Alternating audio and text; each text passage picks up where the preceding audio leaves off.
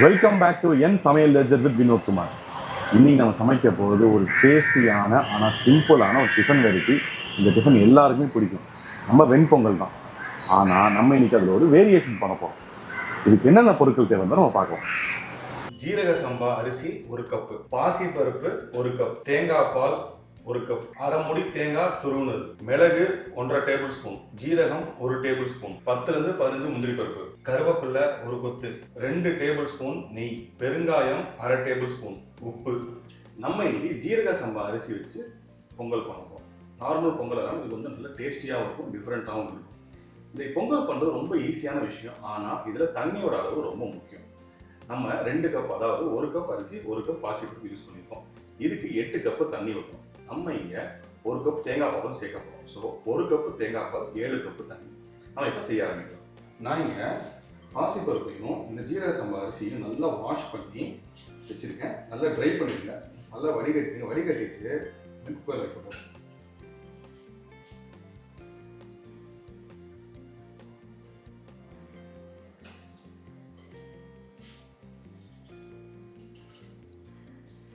இந்த வடிகட்டம் ரொம்ப இம்பார்ட்டன்ட். இந்த தண்ணி அளவு இங்கே மிஸ் ஆயிடுச்சுன்னா பொங்கல் கஞ்சி மாதிரி ஆயிடுது. இப்போ இதோட நம்ம 1 கப்பு தேங்காய் பால் சேர்க்கப்போம். இதே கப்பில் நம்ம தண்ணியே சேர்த்துக்கலாம். இப்போ 1 கப்பு தேங்காய் பால், 7 கப்பு தண்ணி ஊற்ற போகிறோம்.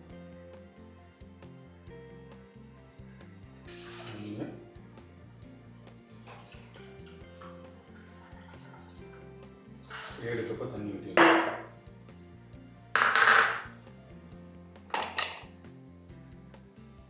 இதோட ஒரு அரை ஸ்பூன் நெய்.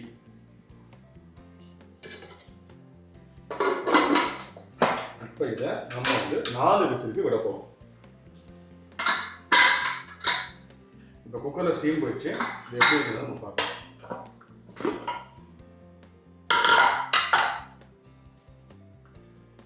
ப்ராப்பரான கன்சிஸ்டன்சியில் வந்துருக்கு.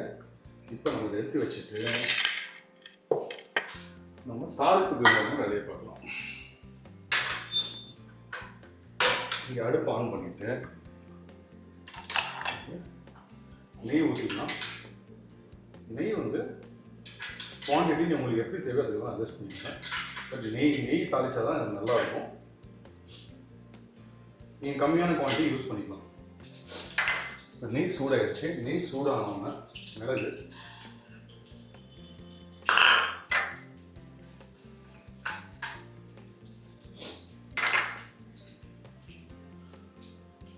மிளகு பொரியலுக்கு ஒரு கொஞ்சம் டைம் ஆகும். பொரிஞ்ச உடனே பொரிய ஆரம்பிச்சு இதோட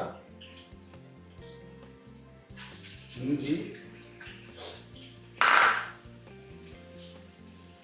ஜீரகம்,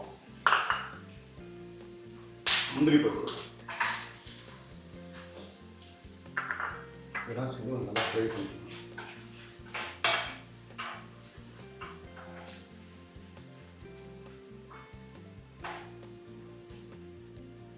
இந்த முந்திரி பருப்பு லைட்டாக கோல்டன் ப்ரௌன் ஆகிற ஸ்டேஜில் கருவேப்பிலை,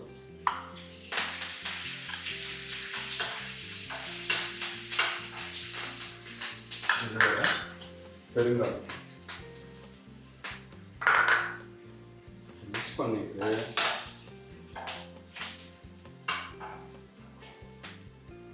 இதை அப்படியே இந்த பொங்கலை கொட்டிடணும்.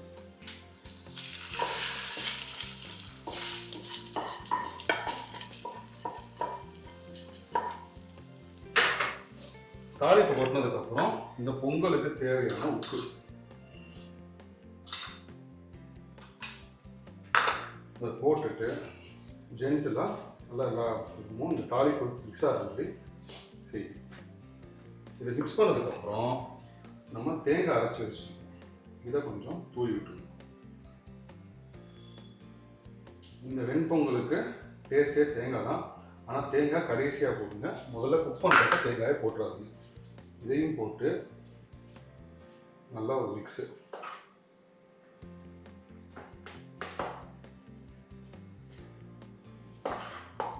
சுவையான தேங்காய் பாலும் தேங்காய் தூளும் போட்ட வெண்பொங்கல் ரெடி.